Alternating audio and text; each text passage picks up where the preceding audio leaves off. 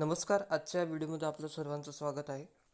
आधीच आपण रजिस्ट्रेशनबद्दल व्हिडिओ बघितलेला आहे. जी GMC सोलापूरची जी भरती आहे त्याचा पार्ट 1मध्ये आपण रजिस्ट्रेशन कसं करायचं याबद्दल माहिती बघितली आणि या व्हिडिओमध्ये आपण आता फॉर्म फिलिंग कसं करायचं याबद्दल माहिती बघणार आहोत.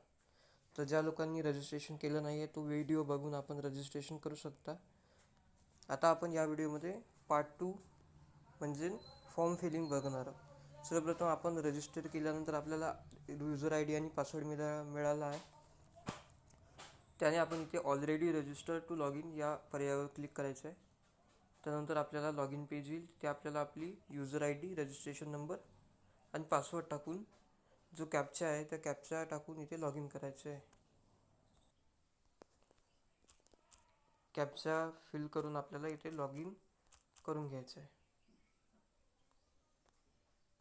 लॉग इन केल्यानंतर आपल्याला असं ॲप्लिकेशन डिटेल्स जिथे आपण ॲप्लिकेशनची जे डिटेल्स भरली आहे तो पेज येईल आणि आपल्याला ही आधीच भरलेली आहे म्हणून ही काही भरायची नाही आहे. आपल्याला डायरेक्टली इथे पोस्ट सिलेक्शन या पर्यायावर क्लिक करायचं आहे.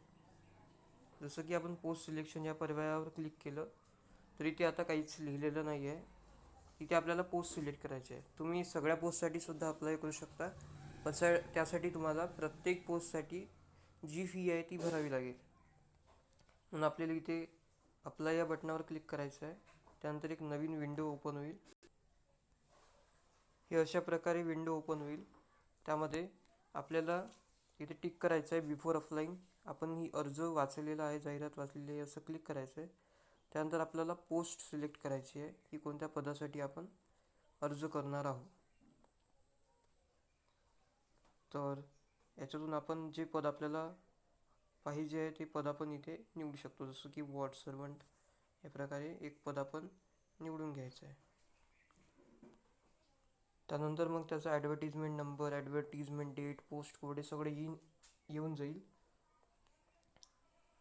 त्यानंतर खाली कॅन्डिडेट्स पर्सनल इन्फॉर्मेशन आहे जे की आधीच भरलेली आहे, त्यात आपल्याला काही भरायचं नाही. आपल्याला सरळ खाली यायचं आहे. मॅरिटल स्टेटसमध्ये आपल्याला सिलेक्ट करायचं आहे मॅरिड अनमॅरिड. त्यानंतर आपला हा पर्सनल इन्फॉर्मेशन भरलेला आहे. त्यानंतर आपल्याला domicile, nationality and category details भरायचे आहे. त्यामध्ये आपल्याला आपली नॅशनॅलिटी इंडियन ही सिलेक्ट करायची. त्यानंतर आपण महाराष्ट्राचे रहिवासी आहात का, तो होय. त्यानंतर डोमिसाईल सर्टिफिकेट इश्युइंग अथॉरिटी, कोणी डोमिसाईल इश्यू केलं त्यावर लिहिलेलं असतं डोमिसाईलवर, ती अथॉरिटी आपल्याला चं नाव आपल्याला टाकायचं आहे. जसं सब डिव्हिजनल ऑफिसर किंवा तहसीलदार या प्रकारे. त्यानंतर डेट सिलेक्ट करायची आहे. त्यानंतर डोमिसाईलवर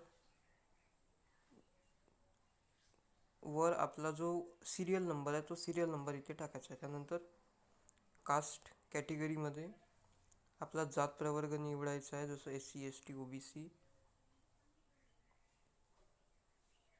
त्यानंतर कास्ट कॅटेगरी कोणत्या याच्यातून आपल्याला अप्लाय करायचं आहे, रिझर्वमधून करायचं आहे की ओपनमधून करायचं आहे, तर आपण रिझर्वमधून सिलेक्ट करू SC मधून. त्यानंतर कास्ट कॅटेगरी सर्टिफिकेटची इश्युइंग डेट काय आहे ती डेट आपल्याला इथे चूज करायची. कास्ट कॅटेगरी सर्टिफिकेटचा सिरियल नंबर आपल्याला इथे टाकायचा आहे आणि त्यानंतर कास्ट व्हॅलिडिटी, जात वैधता तारीख, जी कुणाची एक्सपायरवाली असेल त्यांनी. त्यानंतर आयडेंटिफिकेशन मार्क जर काही असतील तर टाकू शकता. आणि आयडेंटिफिकेशन प्रूफमध्ये इथे ओळखपत्राच्या प्रकारमध्ये आपण या डॉक्युमेंटपैकी कोणतंही डॉक्युमेंट टाकू शकता. तर जर पॅन कार्ड तुम्ही इथे टाकू शकता. पॅन कार्ड इथे सिलेक्ट करा किंवा कोणतंही डॉक्युमेंट जर तुमच्याकडे असेल, पॅन कार्डनुसारचा क्रमांक आणि पॅन कार्डवरील नाव हे इथे लिहायचं आहे. आय व्हॉलेंटरीली सबमिट या पर्यायावर क्लिक करायचं आहे आणि सेव्ह आणि नेक्स्ट या पर्यायावर क्लिक करा. सेव्ह अँड नेक्स्ट करायचं आहे. त्यानंतर आपल्याला ॲडिशनल डिटेल्समध्ये तुम्ही आत्महत्याग्रस्त शेतकऱ्यांचे पाल्य आहात का, होय नाही करायचं आहे. सेंट्रल गव्हर्नमेंट किंवा स्टेट गव्हर्नमेंटमध्ये कर्मचारी आहात का, होय नाही करायचं आहे. प्रोजेक्ट अफेक्टेड, प्रकल्पग्रस्त आहात का, भूकंपग्रस्त आहात का, अंशकालीन कर्मचारी आहात का, एक सर्व्हिसमन, माजी सैनिक आहात का, स्पोर्ट्स पर्सन आहात का, अपंगत्व तपशील जर असेल तर तुम्ही तिथे टाकू शकता.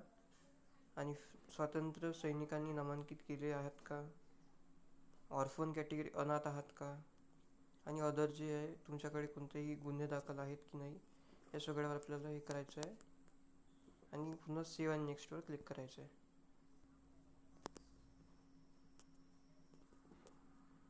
सिलेक्ट करायचं आहे आणि सेव्ह आणि नेक्स्ट या पर्यायावर क्लिक करायचं आहे.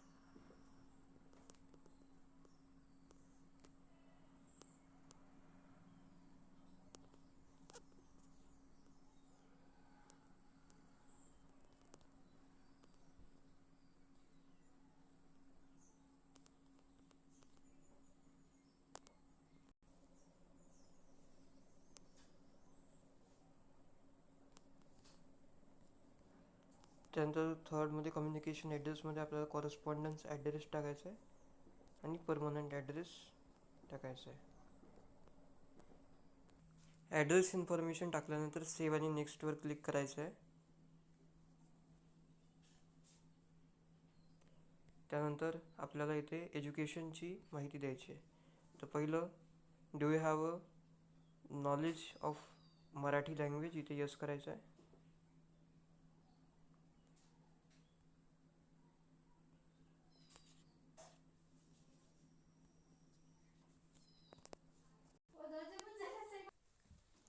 इथे नॉलेज ऑफ मराठी लँग्वेजमध्ये यस करायचं आहे. त्यानंतर मॅट्रिक्युलेशनचा जो शैक्षणिक बोर्ड आपला जो आहे महाराष्ट्र बोर्ड तो सिलेक्ट करायचा आहे. तुमचा कोणता दुसरा असेल तोही सिलेक्ट करा. त्यानंतर शाळेचे नाव, त्यानंतर पर्सेंटेज, टक्केवारी, मार्क्स ऑप्टेन, प्राप्त गुण आणि एकूण गुण. यामध्ये 10वीमध्ये बेस्ट ऑफ 5 असल्यामुळे 500पैकी आपल्याला टोटल मार्क्समध्ये 500 टाकायचं आहे आणि ऑप्टेन मार्क्स जितके आपल्याला मिळाले तितके टाकायचे आहे. आणि इथे पर्सेंटेज आपल्याला टाकायचं आहे आणि सेव्ह अँड नेक्स्टवर क्लिक करायचं आहे. आपल्याला टोटल मार्क्स टाकायचे आहे आणि ऑप्टेन मार्क टाकायचे आणि त्यानंतर पर्सेंटेज, CGPA, ग्रेड, जे सिस्टम आहे ते सिलेक्ट करायचे. त्यानंतर आपले पर्सेंटेज डायरेक्टली येऊन जातील. आता सेव्ह अँड नेक्स्टवर क्लिक करायचं आहे.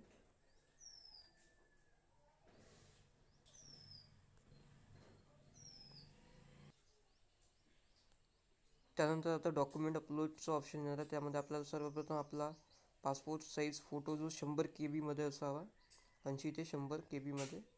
त्यानंतर सिग्नेचर आणि 10वीची मार्कशीट, आपलं बर्थ सर्टिफिकेट किंवा LC किंवा डोमेसाईल इथे अपलोड करायचं आहे. त्यानंतर कास्ट सर्टिफिकेट, पॅन कार्ड आणि इतर डॉक्युमेंट जे काही असतील, तुम्ही जर सिलेक्ट केलं असेल तर आरक्षणासाठी कोणत्या प्रकारच्या, तर ते डॉक्युमेंट अपलोड करायचे. सगळे डॉक्युमेंट अपलोड केल्यानंतर सगळ्या चेकबॉक्सवर क्लिक करायचं आहे आणि सबमिट पर्यायावर क्लिक करून आपली फीस ही पे करायची आहे. धन्यवाद.